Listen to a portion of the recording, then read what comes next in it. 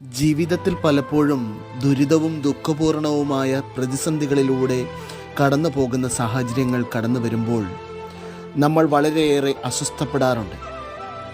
നമ്മുടെ ജീവിതത്തിൽ അടുത്ത സ്റ്റെപ്പ് എങ്ങനെയാണെന്ന് തിരിച്ചറിയാൻ സാധിക്കാതെ നമ്മൾ ആവലാതിപ്പെടാറുമുണ്ട്.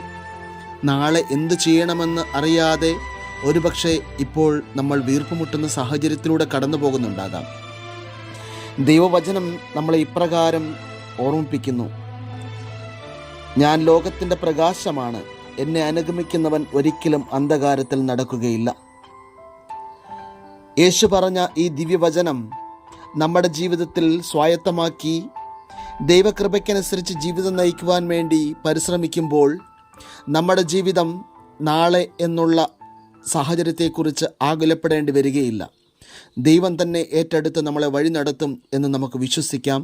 അതിനുവേണ്ടി പ്രാർത്ഥിക്കാം. ദൈവം അനുഗ്രഹിക്കട്ടെ. ആമേൻ.